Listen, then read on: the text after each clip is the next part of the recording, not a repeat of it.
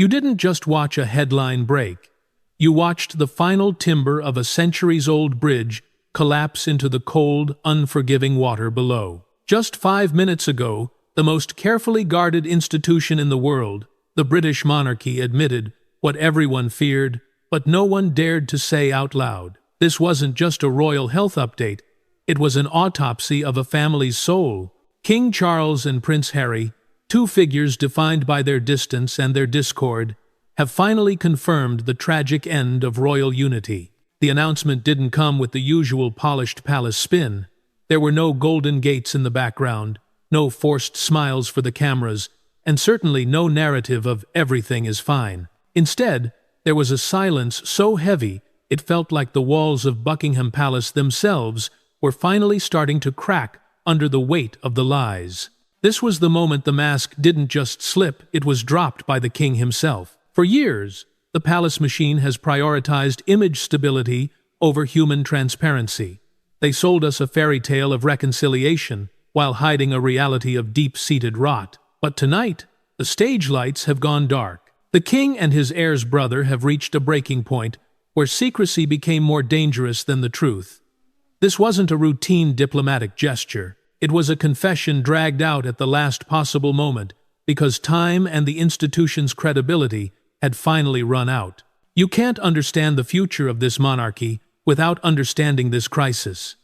Behind the gilded gates, insiders whisper that this wasn't just about personal feelings, it was about the survival of the crown. When the emotional center of a regime is hollowed out by conflict and illness, the entire structure begins to sway. This meeting wasn't a reunion of love, it was a confrontation with reality, a recognition that the unity they once weaponized as a PR shield has been shattered into 1,000 jagged pieces. As we walk through the events of the last few hours, I want you to look past the official phrasing. Listen to the gaps between the words. Because if a king has to overrule his entire court just to tell his son the truth, then the problem isn't just medical, it's existential. The monarchy doesn't just manage feelings, it manages perception. And tonight, the perception of a united front has been buried forever. The storm didn't just appear out of thin air. It had been brewing behind the gilded palace walls for months, a silent killer of hope and harmony. While the world was fed carefully edited clips of King Charles, fulfilling his duties with a regal but increasingly fragile smile, the reality inside the inner sanctum was one of calculated illusion and growing desperation. The monarchy had become a stage where the actors were no longer reading from the same script, and the most disruptive element was about to land on the tarmac under the cover of darkness. Prince Harry's arrival in London wasn't a state visit.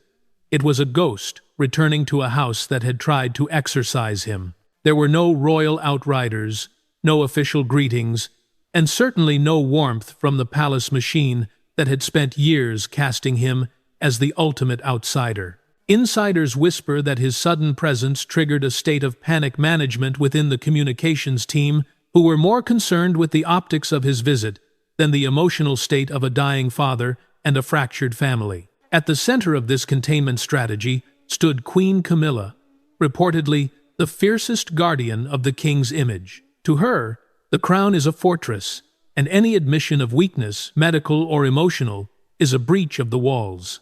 While Harry sought a father, the palace sought to protect a figurehead.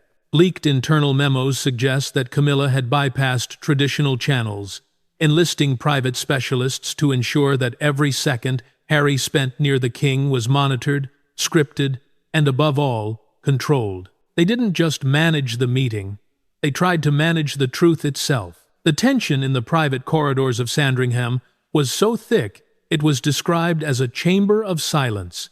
For a time, the mask held, but only just. Harry was met not with open arms, but with cold deferrals, and a team of handlers trained to intervene if the conversation turned too honest. It was a confrontation between a man stripped of titles and a system that had become a slave to its own protocol. The king, caught between his fierce loyalty to the institution and his visceral need for his son, was beginning to unravel in plain sight. This wasn't transparency. It was a desperate battle for who gets to own the final chapter of the king's life. What happened behind those doors wasn't just a conversation. It was a reckoning between a father and a son who had spent years communicating through lawyers and press releases. As the heavy oak doors of the drawing room swung shut, the palace machine was left outside, fuming and fearful. Inside, the air was not filled with the warmth of a storybook homecoming, but with the cold, sharp realization that the fairy tale had finally died. Prince Harry stood face to face with a king who was no longer the untouchable figure of the coronation, but a man visibly wrestling with the fragile limits of his own mortality. The king, in a rare move of defiance against his own advisers, had reportedly insisted on this private audience, declaring no more hiding to those who urged further delay. For Charles, this wasn't about the crown's image. It was about the heavy, visceral weight of a son's presence at a bedside he never expected to visit under such dire circumstances. Harry, however, didn't see the king. The cameras were allowed to see the rigid, rehearsed smiles and the scripted grace. He saw the truth that had been truth dragged out at the last possible moment, a father who was drifting beyond the reach of the very institution he spent his whole life waiting to lead. The silence in that room was a confession in itself. It spoke of the months of silence, the cancelled engagements, and the privacy that had been used as a shield to manage panic rather than respect dignity. Sources claim that as Harry spoke, the years of distance and public battles seemed to evaporate, replaced by a raw, fragile honesty that the palace machine could never manufacture. This wasn't a tactical briefing. It was a moment where the humanity of the royal family finally collided with the cold gears of the institution, and the institution lost. By the time the meeting ended, the royal unity the world had been sold was gone, replaced by a tragic clarity. Every sentence spoken was a blow to the narrative that everything was under control. Charles hadn't just updated Harry on his health. He had rewritten the monarchy's script, admitting that the system had reached its breaking point. The man who had waited a lifetime for the throne was now forced to admit it could bleed. And as Harry walked out of that room, he carried the weight of a secret that would soon shake the very foundations of the British crown. While the world focused on the dramatic arrival of the prodigal son, Prince William remained trapped within the gears of the institution. A future king watching the foundation of his heritage erode in real time. This wasn't a routine health update. It was a turning point where the heir had to choose between the cold protocols of the crown and the raw vulnerability of his own father. You don't lose sight of a monarch for months by accident, and William knew better than anyone that silence in a public institution is a far more dangerous weapon than a scandal. For the Prince of Wales, the palace machine had become a chamber of containment, prioritizing image stability over the transparency that millions of taxpayers deserved. The tension inside the palace walls had reached its breaking point, as William confronted the senior advisors who had spent years crafting the narrative of an everything is fine reality. Behind closed doors, whispers of a regency and the royal devolution clause began to circulate among constitutional scholars, creating a Hoden, black hole, of uncertainty that threatened to swallow the monarchy's credibility. William's voice was reportedly controlled, but his expressions betrayed a deep-seated rot of frustration, his eyes searching for a path that didn't lead to more lies. He was not only watching his father change, he was watching a system choose secrecy over the truth, dragging out the reality at the last possible moment. In these private corridors, the mask had not just slipped, it had been shattered by the weight of months of silence and cancelled engagements. William allegedly became the strongest voice for ending the palace spin, clashing with those who argued that a frail king would spark a crisis of legitimacy. He looked at the deep wrinkles and the tired eyes of the institution, realizing that a family built on protocols cannot survive when the emotional center nearly slips away. This was the moment the unity they had weaponized as a PR shield was exposed as a fragile illusion, leaving the future king to stand side by side with a truth he was never prepared to carry. The stage lights were going dark, and the monarchy was forced to admit it could bleed. The palace's perfect illusion was collapsing under the weight of its own lies.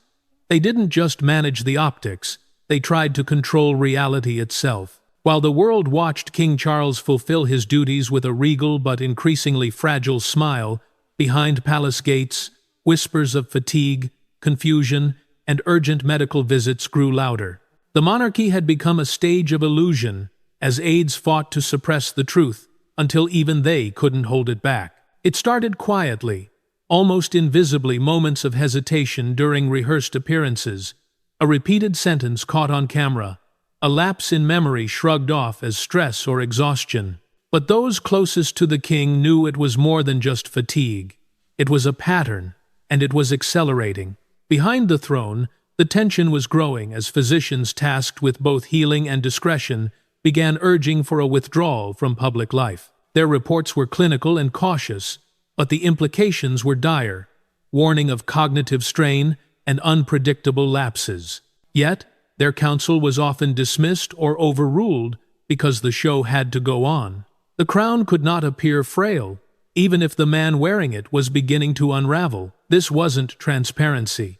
It was truth dragged out at the last possible moment. The silence in a family is one thing, but silence in a public institution is another entirely. Then came the moment that shattered the dam, the resignation of Charles's longtime valet, a man who had served with quiet loyalty for over 2 decades. He didn't leave with royal pleasantries. He left with a single pointed statement to a close confidant: "I won't be part of a lie." Those words sent tremors through the corridors of the palace and confirmed what many had feared, that the truth was being buried beneath protocol, and privacy was being used as a shield for the delayed admission of an unpleasant reality. This wasn't just about health. It was about who gets to own the story. The monarchy doesn't just manage feelings.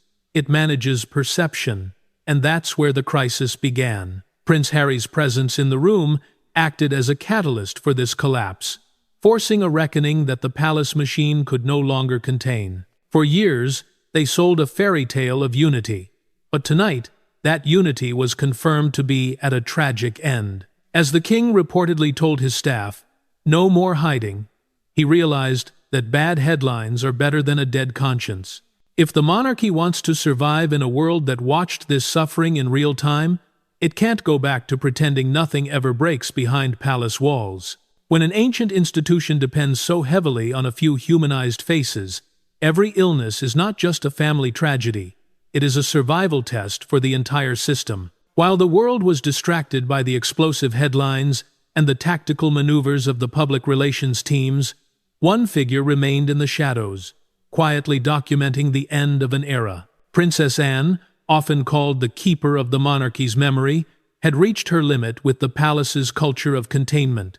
She wasn't just a witness to the decline, she was a chronicler of it. Behind the closed doors of her private residence, Anne had reportedly been keeping a leather-bound notebook, a meticulous record of every irregularity, every flash of confusion, and every moment that confirmed what the palace machine tried so hard to bury, that her brother was fading, and the family's unity was being sacrificed for the sake of a hollow image. This wasn't a diary of personal grievances. It was a soldier's log. Anne tracked the missed briefings, the incomplete schedules, and the impromptu medical reviews that were officially stamped with confidentiality but signaled a catastrophic failure of transparency. When Prince Harry arrived, it was Anne who reportedly placed this notebook on the table, a physical weight of truth that no spin doctor could explain away. The pages didn't lie. They showed that the unity the crown had broadcast to the world was a calculated fraud, a mask maintained while the foundations were rotting. This was the tragic proof that the institution had chosen protocol over the dignity of the man wearing the crown. The confrontation that followed was described as the night the dam broke. In the Queen's drawing room, with no cameras present, the air was icy as the family's internal war finally reached its climax. The notebook served as the ultimate evidence of the tragic end we are seeing today. It exposed how the monarchy had become a chamber of containment, where senior aides were ordered to sign silence into their loyalty. Anne's fury wasn't just directed at the illness, but at the system that demanded she participate in a lie. By documenting the decline, she ensured that when the end of unity was finally confirmed, it couldn't be dismissed as a misunderstanding or a brief lapse. The records now surfacing among trusted royal staff, paint a picture far starker than any official statement ever would. They reveal a grim timeline where the monarchy stopped being a family and started being a machine of suppression. This is the secret Harry discovered during his visit, that the silence hadn't just been kept from the public, but weaponized within the bloodline itself. The tragic end of royal unity isn't just a headline. It is a recorded fact, written in the hand of the king's own sister, proving that the fortress of tradition had finally become a house of cards. While Prince William and Princess Anne were focused on the brutal necessity of truth, Queen Camilla was not prepared to lose control of the narrative she had spent years carefully constructing. As the momentum shifted toward transparency, Camilla allegedly launched a silent but ferocious counterattack, a tactical move that would deepen the fractures within the family's inner sanctum. For her, the crown was not just a symbol. It was a fortress that required absolute, unwavering defense. In her eyes, allowing the world to see King Charles unravel was not an act of honesty. It was an act of institutional suicide. She didn't see a father fading. She saw a figurehead whose vulnerability could bring the entire house down. Insiders speak of a flurry of activity within Clarence House, immediately following the family's confrontation. Camilla, surrounded by her own circle of confidants, reportedly demanded that all scheduled royal outings proceed as planned, even if they had to be heavily modified or staged behind the scenes. Leaked internal emails reveal an unsettling strategy: the performance of lucidity. Staff were allegedly instructed to stage Charles's appearances to seem spontaneous and light-hearted, using tightly controlled camera angles and pre-recorded clips to mask any signs of disorientation. This was a monarchy being run not by tradition, but by the dark arts of corporate scandal management. What stunned senior palace advisors was the revelation that Camilla had bypassed traditional communication channels entirely. She reportedly enlisted outside public relations specialists, not long-time palace professionals, but private firms used to managing high-stakes celebrity crises and corporate meltdowns. This bold and controversial move sent a wave of unease through the monarchy's veteran staff. It signaled that the battle for the king's image was no longer about royal duty. It was about survival. The unity that the family once boasted of was now being replaced by a shadow war between the bloodline, led by William and Anne, and the consort, who held the keys to the king's daily schedule. The tension eventually erupted in a private corridor between Anne and Camilla. According to sources, the confrontation was brief, but devastatingly sharp. Anne, cold and resolute, reportedly looked her sister-in-law in the eye and said, "This isn't your crown to protect. It's his, and he deserves dignity, not an illusion." But the illusion continued. The palace's official updates grew increasingly vague, and access was denied to even the most trusted royal correspondents. This media blackout didn't suppress curiosity. It ignited a tidal wave of suspicion. The public began to realize that the silence wasn't a tactical pause. It was a chamber of containment designed to bury the truth beneath a pile of polished protocols. The tragic end of royal unity was no longer just a private family matter. It was a public disaster unfolding in real time, as two factions fought over the ruins of a king's legacy. The palace thought they could bury the truth beneath the weight of tradition, but they forgot one crucial thing. The world is no longer silent, and the walls of Buckingham Palace are no longer soundproof. While the palace machine was busy perfecting the performance of lucidity, the public, armed with sharp eyes and relentless curiosity, began connecting the dots that the official narrative tried to erase. The perfect illusion was collapsing under the sheer gravity of its own contradictions. It started with the social media sleuths, those anonymous users who don't just consume royal news, but dissect it frame by frame. A series of brief, disjointed clips of King Charles at recent engagements began to go viral, and what they revealed was deeply unsettling. What the world saw wasn't exhaustion or stress. They saw a pattern of halting speech, a lost train of thought, and a now unmistakable blink of confusion that appeared with haunting regularity. These weren't isolated anomalies, they were evidence of a man drifting away. Viral TikToks, racking up millions of views overnight, began to point out the subtle stumbles and the prolonged pauses that the cameras were usually trained to ignore. The comment sections turned into a rallying cry for honesty. "Is no one talking about this?" became the question that echoed through every social media timeline. The once reverent silence that protected royal health had cracked, and through that crack poured a tidal wave of public scrutiny that no PR firm could contain. Then came the digital leak that changed the game entirely. An anonymous thread appeared on a major forum, claiming to be from a verified former palace staffer who had seen the chamber of containment firsthand. The author didn't provide just rumors.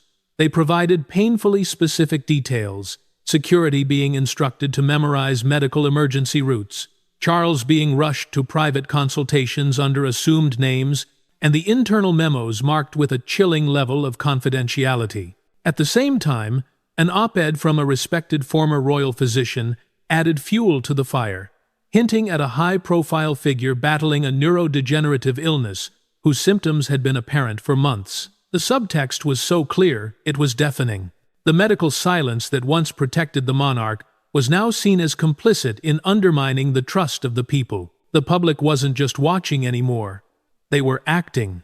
For the first time in modern memory, loyal citizens, not anti-monarchists, began gathering outside Windsor and Buckingham Palace, not with flags of celebration, but with signs that read, "We have the right to know and truth," before tradition. They were pleading for the dignity of the man they admired and the integrity of the institution they supported. Cornered by the truth and fueled by a growing sense of guilt, Prince William and Princess Anne realized that the charade had reached its end. They couldn't lie to the world anymore, not when the world had already seen the cracks.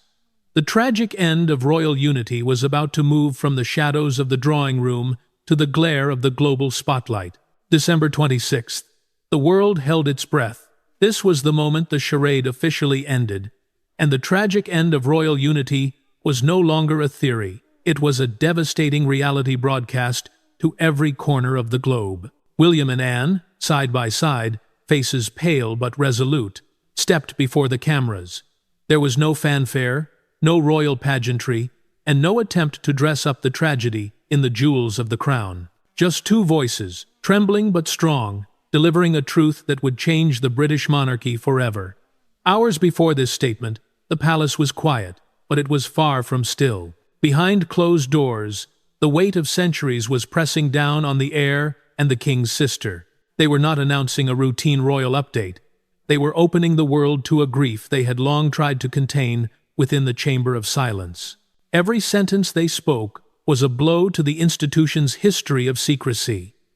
Every pause was a cry they had swallowed for too long. Catherine was noticeably absent, a detail that didn't go unnoticed by the millions watching.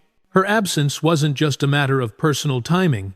It was a loud, echoing statement of the emotional toll this crisis had taken on the family's core. Then came the words that shattered the final illusion.